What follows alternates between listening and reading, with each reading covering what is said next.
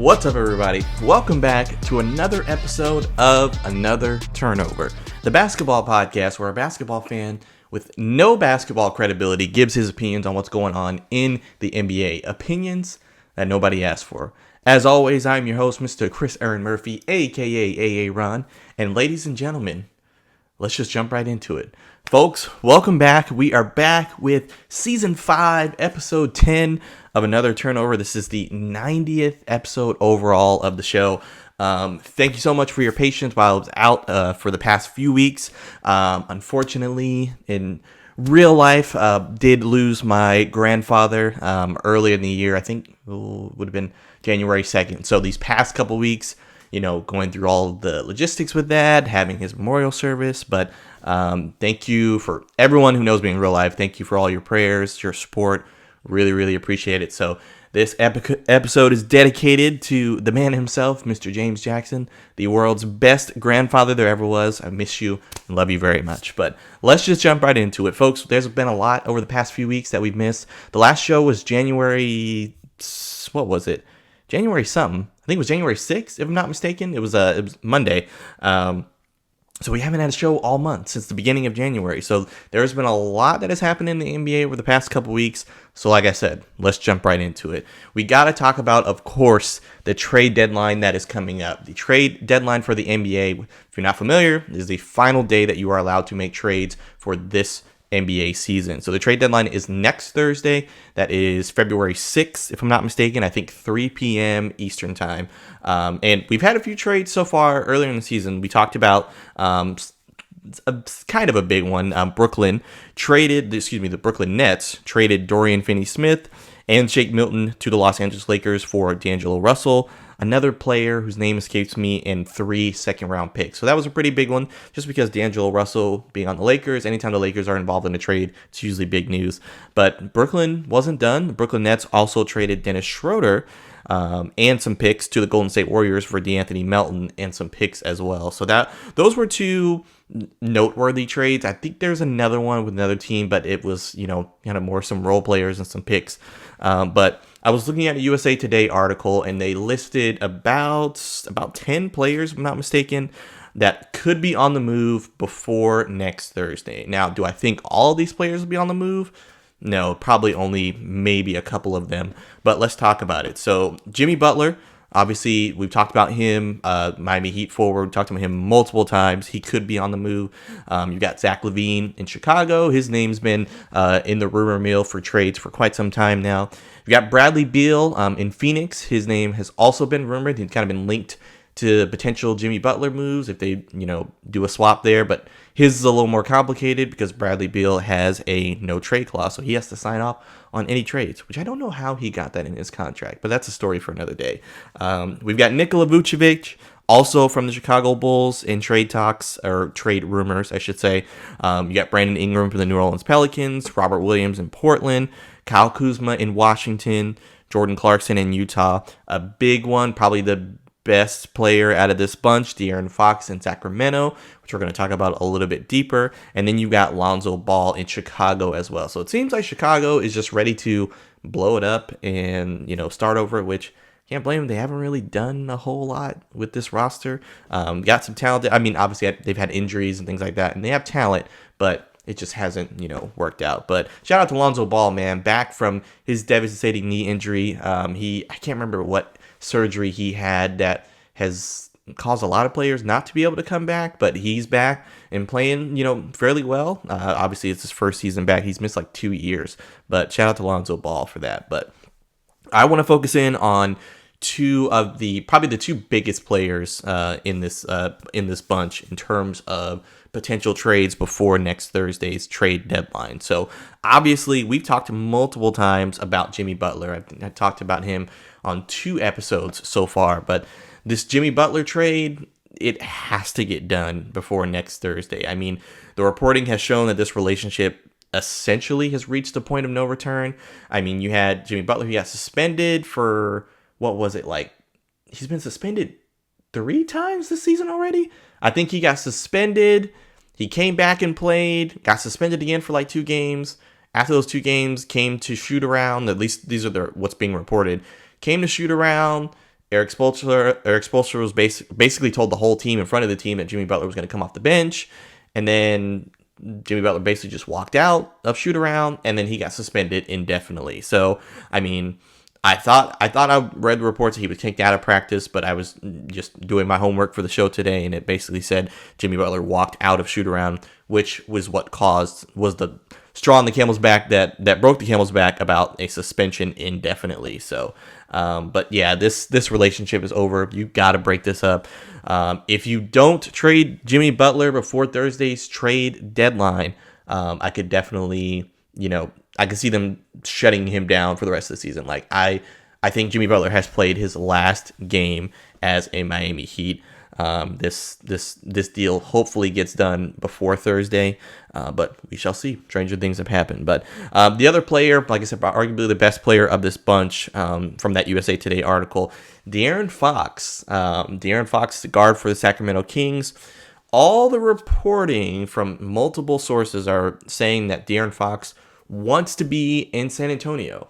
As a San Antonio Spurs fan, great. Like, we would love to have De'Aaron Fox, but obviously I'm biased here. So when I, take a look at it, I like the pairing between De'Aaron Fox and obviously Victor Wembanyama. But that being said, De'Aaron Fox is going to be a free agent in 2026. So not this summer, but the following summer. So as a fan, I'm like, do we want to give up all of our quality assets in terms of players and draft capital to get De'Aaron Fox right now? Or do we wait and take a chance to try to sign him in 2026? My gut says, as of right now, go for De'Aaron Fox, but do not include Stephon Castle. And I know that probably sounds crazy. Like, I'm not saying don't do the deal if, the Kings are absolutely adamant, but like, I think Stephon Castle has a chance to be really, really good. If you remember a few years back when the Clippers traded Shai Gilgeous-Alexander, obviously he was not, the same player that we know today, but he was young, right? I'm getting similar vibes here. I'm like, do we make the trade for De'Aaron Fox, who is a proven all-star level player right now, and get rid of Stephon Castle, who could become an all-star level guard in the NBA? Do we give that up now, or do we hold out hope and, try to develop Castle? That's my biggest thing with this whole Sacramento trade, Sacramento and San Antonio trade. Now, that being said, just before I started the show, I was taking a look at Twitter.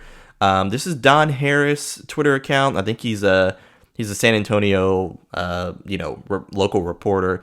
But he says his source says that the Spurs are very active and perhaps close on a complicated 4-team deal that would bring De'Aaron Fox to San Antonio. So that is, as of the time of recording, I'm actually recording this on Friday, Friday late afternoon. That's a report. So we'll see. I mean, it looks like this deal potentially could get done before next week. Like I said, I hope it doesn't include Stephon Castle, but at the end of the day, Wemby, like he needs some help, obviously, in San Antonio. So we shall see what happens. But final pieces of news. We got a relatively short show today. The All-Star reserves were announced just the other day. That was Wednesday, if I'm not mistaken. So we already announced, we knew the starters in the Eastern Conference for the All-Star Game is going to be Jalen Brunson, Donovan Mitchell, Jason Tatum, Giannis Antetokounmpo, and then Karl Anthony Towns. Starters on the West, you got Steph Curry, Shai Gilgeous-Alexander, LeBron James, Kevin Durant, and Nikola Jokic. So the reserves were announced yesterday. Not without any controversy, as always, but in terms of the Western Conference reserves, you have Anthony Davis, Anthony Edwards, James Harden, Jaren Jackson Jr., Alperen Şengün, first-time All-Star from the Houston Rockets, Victor Wembanyama, first-time All-Star as well, San Antonio Spurs, and Jalen Williams, another first-time All-Star in Oklahoma City. And then the reserves for the Eastern Conference, you have Jaylen Brown, Cade Cunningham from the Detroit Pistons, first-time All-Star, Darius Garland, Tyler Hero, which I believe is also a first-time All-Star, guard for the Miami Heat. You have Damian Lillard, Evan Mobley, who I believe I don't think Evan Mobley made the team last year. I could be wrong, but I think he's a first-time All-Star. And then Pascal Siakam. So those are your full rosters for the All-Star game that comes up the week after the Super Bowl. I think the 16th, if I'm not mistaken. Now, there's been plenty of reaction. There's always going to be snubs for the All-Star game. Lots of people comparing Alperen Şengün's numbers with another forward out west, Domantas Sabonis. Sabonis has better numbers, but obviously Houston Rockets are second in the West, and the Kings are not very good at all. So not saying that the Sabonis didn't deserve to be an All-Star. I think he did deserve to be an All-Star, but that's probably the rationale for why Şengün made it and Sabonis didn't. You also had some guards out east, Trae Young, LaMelo Ball, and Tyrese Maxey. None of them made it. LaMelo Ball was pretty surprising because he led the fan vote for guards in the Eastern Conference. So that one was pretty surprising. You also had Norman Powell, who is not making it as well. Now, Norman Powell's been a role player pretty much his entire career, but he was asked to do more as a starter this year, and I think he's averaging well over 20 points a game, if I'm not mistaken, playing really well, especially in Kawhi's absence. I mean, the fact that the Clippers are right now in contention for the playoffs, not a play in the playoffs, is pretty impressive. So Norman Powell also was snubbed. So I mean, overall, I think the biggest one is probably Sabonis. He really should have made it last year as well. Obviously, there's always injury replacements. I mean, there's the likelihood that someone else is probably not going to play. It's pretty high, but we shall see. But those are your All-Star teams. Remember, the All-Star format has changed. It's going to be 4 teams now. They're basically going to do a mini tournament style. So we'll see how it works. We'll see if the effort is there. I doubt it will be, but I've been wrong before, so we'll see what happens. But last piece of news that we had to talk about, or we should talk about, Terry Rozier is under federal investigation. Yes, Terry Rozier under federal investigation for his play in a 2023 game. There's a report from ESPN that says unusual betting patterns surrounding the play of then Charlotte Hornets guard Terry Rozier in a game nearly 2 years ago are now under investigation by federal prosecutors, part of the same probe that led to the lifetime ban of Toronto Raptors player Jontay Porter. This is the Wall Street Journal first reported the investigation, noting that Rozier, who played for the Hornets at the time, now plays for Miami Heat, has neither been charged with a crime nor has he been accused of wrongdoing. Now, I saw a report just a little bit ago as I was wrapping up my notes for the show that says he's been cleared of wrongdoing. I don't know where that report came from. It was somebody who tweeted it, so I wasn't able to confirm it. But unfortunately, my opinion, I hate to say this, but with sports betting becoming so prevalent and so encouraged in sports today, I think we're going to see more of this. You have plenty of instances where I don't partake in sports betting, but I'm chronically on Twitter, following people that do. And you see a lot of people complaining like, oh, the over-under for this player, I bet the over and it was 29.5 points and he scored 29 and didn't play the rest of the game. Or, oh, I bet the over on 12 rebounds and the player got 11. I've seen multiple instances of that. So I unfortunately just think we're going to see more of this, not just in the NBA, but in sports as a whole. If you remember, Jontay Porter a couple years ago got banned for life for basically, his actions basically talking about the integrity of the NBA, for lack of a better term. So unfortunately, like I said, I do not think this will be the last case with Terry Rozier. That said, he has not been charged with a crime or anything like that. So this is all a part of what's been reported so far. But unfortunately, I think sports betting is definitely going to change the landscape, so to speak, going forward with investigations like this. But we shall see. But anyway, ladies and gentlemen, that is all the show I have for you fine folks. I'm hoping that February brings consistency again with me, episodes every single week, every single Friday. But as always, if you could do me a favor, like, share, subscribe, leave comments, I would greatly appreciate it. We got plenty of things happening this weekend, over the next week as well. I mean, you've got if you're a wrestling fan, you got the Royal Rumble on Saturday. Plenty of college basketball. I think Duke and North Carolina are also playing tomorrow, well, Saturday. And then next Saturday, you've got the Super Bowl. And then the Saturday after that, your Sunday is NBA All-Star Weekend. And then we're right around the corner with March Madness. So February is a good month. You also got Black History Month. Shout out to Black people.